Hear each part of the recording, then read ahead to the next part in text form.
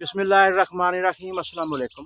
तो मेरे जिमीदार भाईओ, अज असी बीटी काटन की फसल दे विच मौजूद हाँ। तो अज वाली मेरी वीडियो का मकसद होएगा कि साडा जिहड़ा फार्मर आ ना, इस वक्त बहुत लास्ट जा रहा। कुछ तो साडे मुल्क दियां नाकस पॉलिसियां जिहदी वजह नाल कोई भी अच्छी मैनेजमेंट गौरमेंट दे कोल हजे तक कोई ऐसी मौजूद नहीं। फसल आउंदी आ, ਉਹਦੇ दाम बिल्कुल नहीं मिलते। कूड़ियां दे भाव जिहड़ी है ना वो विकदी है। ਇਹਦੀ जिंदा मिसाल साडी सब तो पहले मकई, फिर उस तो बाद साडी गंदम की फसल है।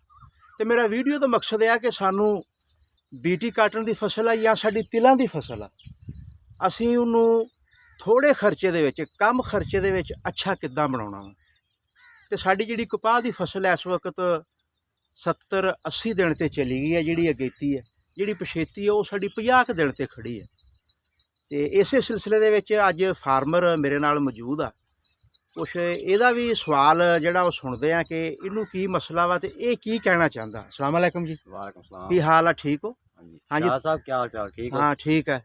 ਅਸੀਂ ਨਾ ਕਪਾਸ ਬੀਜੀ ਆ ਤਕਰੀਬਨ ਮਰਬੇ ਦੇ ਏੜ ਲਾ ਲਓ ਤੁਸੀਂ। अच्छा। ਕੰਪਨੀਆਂ ਸਾਡੇ ਕੋਲ ਬੜੀਆਂ ਆਈਆਂ, हम्म ਕੋਈ ਕਹਿੰਦੀ ਆ ਕਰੋ, ਕੋਈ ਕਹਿੰਦੀ ਆ ਕਰੋ, ਕੋਈ ਕਰੇ ਬੰਦਾ ਕਿਸ ਤੇ ਇਤਬਾਰ ਕਰੇ। हम्म ਹੁਣ ਤੁਸੀਂ ਸਾਨੂੰ ਕੋਈ ਦਿਓ ਮਸ਼ਵਰਾ ਜਾਂ ਕੋਈ ਦਵਾਈ ਜਾਂ ਕੋਈ ਮਸਲਾ ਦਿਓ ਕਿ ਜਿਹੜੀ ਨਾ ਇਹ ਖਰਚਾ ਵੀ ਘੱਟ ਹੋਵੇ, हाँ ਕੱਦ ਕਾਠ ਵੀ ਕਰੇ, ਫਲ ਵੀ ਲਵੇ, फल भी लवे, ਸੁੰਡੀ ਤੋਂ ਵੀ ਬਚੇ। सुंडी तो भी बचे। ठीक अच्छा है जी। चलो ठीक। अच्छा जी, इन्हां दा सवाल यह है कि साडी जिहड़ी मौजूदा कपाह की फसल आ, बई आए दिन सारा दिन शोर होई जांदा कि हुण तुसीं ऐदां करो, ये करो, लश्करी आ गई, गुलाबी आ गई, फलां टमकां, सारा दिन गल्लां होई जांदियां। कोई ऐसी गल सानूं ऐसी टिप्स दसो कि जिहदे नाल साडा खर्चा भी घट होवे और साडी जिहड़ी ये सुंडियां वा, तेला वा, ये भी कवर हो जाए। अच्छा, पहला स्प्रे जिहड़ा ना वो पैराथराइड ग्रुप, क्या पैराथराइड ग्रुप नाल उसका तल्लक आ।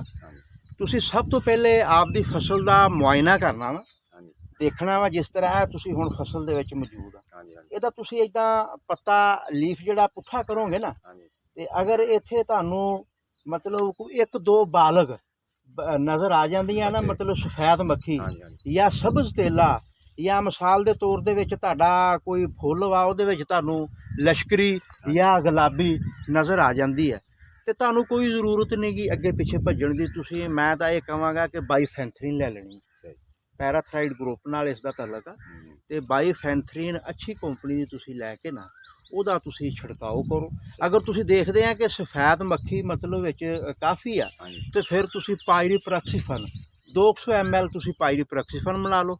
तो इंशाअल्लाह ताला ये तुसीं ना इसका स्प्रे जिहड़ा ना हर 8 दिन तो बाद 2 स्प्रे जिहड़े ना पहले, यानी कि दोवें मिलान का कोई नुकसान तो नहीं? नहीं नहीं, कोई नुकसान नहीं गा। तुहाडी सफेद मक्खी मतलब जिहड़ा बाईफेंथरीन आ, ਉਹਦੇ ਅੱਗੇ कोई भी चीज़ आ जाए सही, वो चाहे सफेद मक्खी आ, सब्ज़ तेला वा, लश्करी आ, गुलाबी आ, अमेरिकन आ, जिहड़ी भी आ गई आ, एक दफ़ा उन्होंने मार ਜਿਹੜੀ ਜਿਹਦੀ ਜਿਹਦੇ ਤੇ ਪੈ ਗਈ ਹੁਣ ਹੈ ਨਹੀਂ। हाँ, ਜਿਹਦੇ ते ਉਹ ਦਵਾਈ पै गई, वो कीड़ा मकोड़ा वो सूंडी तुहाडी खत्म। तो ये तुसीं पहला स्प्रे जिहड़ा ना, जिन्हां दी फसल 30-35 दिन की हो गई आ वो भी, और दूसरे बंदे जिहड़े जिन्हां दी फसल हुण 70-80 दिन ते चली गई है, वो भी बाईफेंथरीन प्लस पायरीप्रॉक्सीफन, इन्हां दा मिक्सचर मिला के ते तकरीबन तुसीं कम से कम 4 टैंकियां 20 लीटर पानी वालियां, ये तुसीं यकीनी बनाओ किले नूं। ते नैक्सट वीडियो तक असीं इजाज़त चाहते हैं जी। दुआवां सानूं याद रखिया जो। अल्लाह हाफिज़।